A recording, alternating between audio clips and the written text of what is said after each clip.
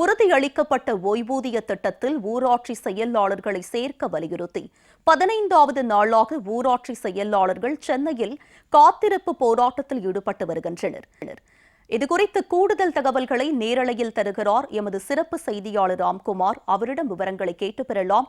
ராம்குமார், சொல்லுங்க, 15வது நாளாக ஊராட்சி செயலாளர்களுடைய போராட்டம் தொடரும் நிலையில் அவர்கள் வைக்கக்கூடிய கோரிக்கை என்ன, குற்றச்சாட்டு என்னவாக இருக்கிறது? அவர்களிடம் பேச்சுவார்த்தை நடத்த வாய்ப்பு இருக்கா?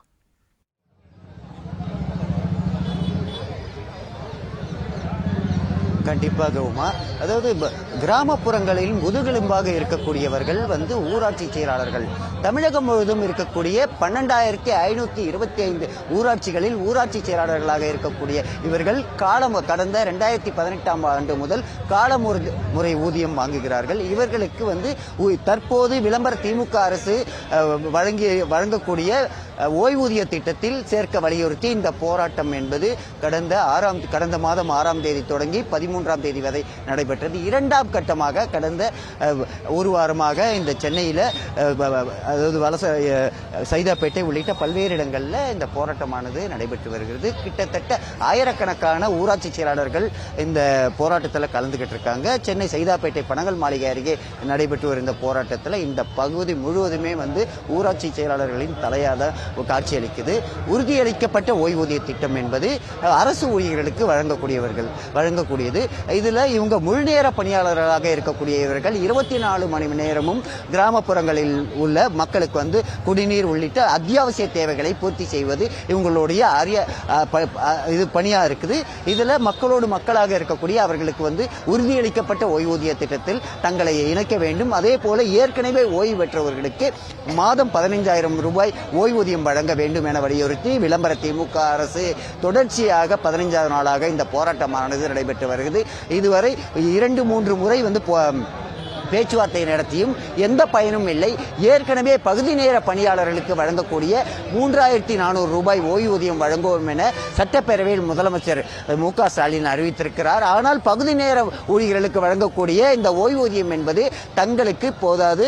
தாங்கள் 24 மணி நேரமும் பணியாற்றக்கூடிய ஊராட்சி செயலாளர்கள், அரசு ஊழியர்கள் அவர்களுக்கு வழங்குவது போல தங்களுக்கும் வழங்க வேண்டும் என வலியுறுத்தி இந்த போராட்டமானது நடைபெற்று வருகிறது. 15ஆம் நாள் போராட்டம் என்பது நடைபெற்று இது பெண் ஊராட்சி செயலாளர்கள் இருக்காங்க. இவங்ககிட்ட கேங்க, எங்க வணக்கம், 15 நாளா இந்த போராட்டம் நடத்திட்டு வரீங்க. இந்த போராட்டத்தில் திமுக அரசு இதுவரை செவிசாய்க்கல. தொடர்ச்சியா அகதிகள் போல நீங்க சாலையில் அமர்ந்து போராட்டம் பண்ணிட்டு இருக்கீங்க. இதுவரை எந்த நடவடிக்கையும் எடுக்கல. இதை எப்படி பாக்குறீங்க? என் பேர் செந்தாமரை, ராமநாதபுரம் மாவட்டம். இன்னைக்கு தொடர்ச்சியா 15 நாள் இந்த போராட்ட காலத்தில் உட்கார்ந்துருக்கோம். மிகவும் வருத்தம் அளிக்கிறது. திமுக அரசு எங்களை ஏறெடுத்து பார்க்காம இருக்கிறது உண்மையிலுமே என்னால் பேச முடியல. எனக்கு 12 வயசு பையன், 11வது படிக்கிறேன். இன்னொருத்தள்கிட்ட காசு கொடுத்து இந்த 15 நாளாக போராட்ட காலத்தில் இருக்கணும். நானும் என் ஹஸ்பண்டும் காசை கொடுத்து ஒருத்தள்கிட்ட விட்டுட்டு வந்திருக்கேன். டெய்லி காலையில் ஈவினிங் ஃபோன் அடித்து பேசிகிட்டு இருக்கோம். என்னையை விட மோசமான நிலையில் நிறைய பெண்கள் இருக்காங்க. எப்படின்னா, கைகால் விளங்காத மாமன் மாமியா வீட்டுக்காரவங்க போகவே கூடாது அப்படின்ற ஒரு வேலைக்கே போகக்கூடாதுன்றவங்க மத்தியில் பெண்களாகிய நாங்கள் இன்றைக்கு நாங்கள் வேலை பார்ப்போம். இந்த பென்ஷன் திட்டத்தில் எங்களை இணைக்கணும்னு சொல்லிட்டு 15 நாளாக இங்கே ரூம் எடுத்து தங்கி ஒவ்வொரு நாளைக்கும் 2,000 ரூபாய் செலவழித்து இந்த ரூம் எடுத்து தங்கி ரொம்ப ஒரு மிகவும் வருத்தமான நிலைமையில இருக்கோம். 15 நாளாக இந்த சைதாப்பேட்டையில் பனகல் மாளிகை முன்பாகவே இந்த போராட்டத்தை நடத்திக்கிட்டு இருக்கோம். எங்களை இவ்வளோ தூரம் போராட்ட களத்தில் தள்ள வேண்டிய அவசியம் என்ன? ஏற்கனவே இது உங்களுக்கு சாத்தியம் அப்படின்னு சொல்லிட்டு தான் 8 நாள் போராட்டத்தில் ஒரு லெட்டர் கொடுத்தாங்க. அந்த லெட்டரின் அடிப்படையில் தான் நாங்கள் போனோம். திரும்ப 15 நாளுக்குள்ள உங்களுக்கு நாங்கள் ஜிஓல இணைச்சிருவோம்னு சொல்லி ஒரு லெட்டர் மூலமாக எங்களுக்கு உறுதியளித்ததன் பேரில் தான் நாங்கள் போனோம். போனதுக்கு அப்புறமும் திரும்ப எங்களை காலமுறை ஊதியத்தில் சேர்த்ததுக்கு அப்புறம் அதே 3,500, அதாவது சத்துணவு அமைப்பாளர், அங்கன்வாடி அமைப்பாளர்களோட சேர்த்து எங்களை அந்த 3,500 அவங்க பகுதி நேர அவங்க பகுதி நேர பணியாளர்கள். நாங்கள் முழு நேர பணியாளர்கள்னா இரவு 12 மணிக்கு கூட எங்களுக்கு ரிப்போர்ட் கேட்டு போன் வரும். அவ்வளோ பெரிய தொல்லையில் இருக்கிற எங்களை இவ்வளோ தூரம் ஏன் இத்தனை நாள் போராட்டத்துக்கு தள்ளணும்? தமிழக அரசு இது மிகப்பெரிய ஒரு பாதிப்பு. எங்களை ரொம்ப ஒரு இக்கட்டான சூழ்நிலையில் தள்ளுறாங்க. மிக வருத்தமா இருக்கு எங்களுக்கு. உடனே எங்களுக்கு இந்த ஜிஓவை வழங்கணும். அப்படி இல்லைன்னா குடும்பமா நாங்க இந்த போராட்ட களத்துல உட்கார தயாரா இருக்கோம். இன்னொன்னு, அடுத்தடுத்த போராட்டங்கள்லாம் வெகு விரைவா அதை சொல்லக்கூடாது.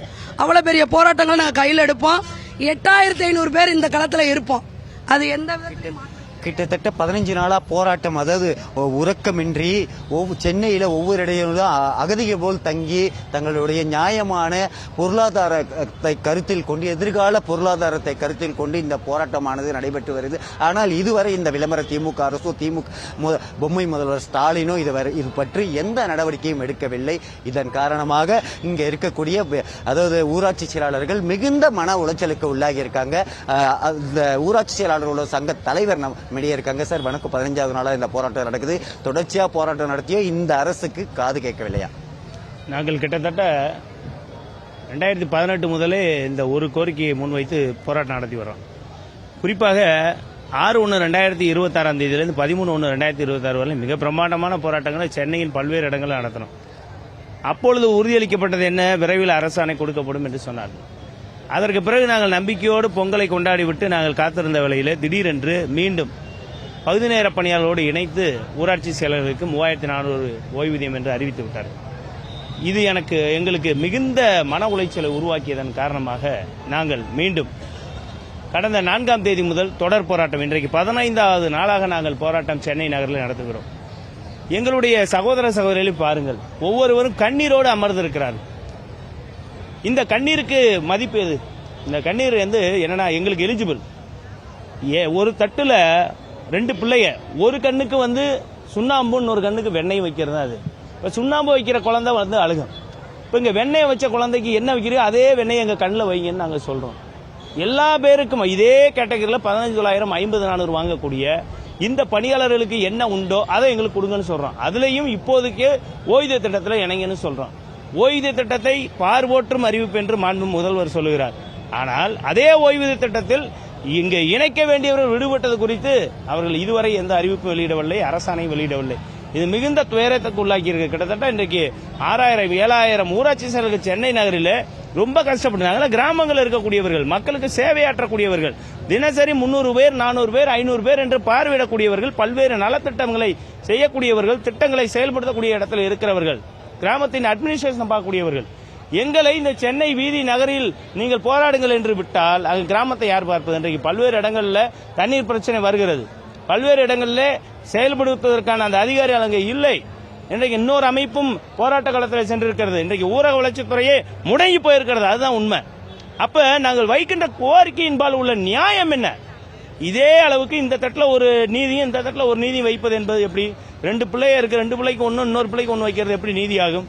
எனவே மாண்புமிகு முதலமைச்சர் அவர்கள் இந்த விஷயத்தை உடனடியாக கையில் எடுத்து எங்களுக்கு நிறைவேற்ற தர வேண்டும். 15 நாட்கள் அல்ல, 150 நாட்கள் ஆனாலும் போராடுவதற்கு எங்களுக்கு மன வலிமை இருக்கிறது. ஆனால் நாட்கள் இல்லை. எங்களுக்கு தேர்தல் அறிவிப்பு வர வேண்டும் அல்லது அரசாணை வர வேண்டும். 2 விஷயத்தில் ஒன்றை நாங்கள் உறுதியாக இருக்கிறோம். நாங்கள் அரசாணை பெற்றுவிட்டுதான் செல்வோம். அதை தவிர எங்களுக்கு வேற நோக்கமே கிடையாது. எலிஜிபிளானது, நாங்கள் எலிஜிபிளாத நீதியற்ற ஒரு செயலை கேட்கவில்லை. நாங்கள் யாருக்கும் தொந்தரவு செய்யவில்லை. எங்களை அரசாங்கம் தொந்தரவு செய்வதால் கிராமங்களில் மக்கள் கஷ்டப்படுகிறார்கள் என்பதை உணர்ந்து கொள்ள வேண்டும். கிட்டத்தட்ட 15 நாளா இந்த உறுதியளிக்கப்பட்ட ஓய்வூதிய திட்டத்தில் இணைக்கிறோம். அதே போல ஓய்வு பெற்றவர்களுக்கு 15,000 ரூபாய் ஓய்வூதியம் வழங்க வேண்டும் என வலியுறுத்தி 15 நாளா நடக்குது. ஆனா இதுவரை இந்த விளம்பர திமுக அரசு கண்டுகொள்ள எத்தனை நாட்கள் நடந்தாலும் அதாவது அரசாணை வெளியிடும் வரை எத்தனை நாட்களும் போராட்டம் நடத்துவோம் என தெரிவித்திருக்கிறார்கள். உமா, போராட்ட களத்தில் இருந்து விரிவான விவரங்களுடன் இணைந்தமைக்கு நன்றி ராம்குமார்.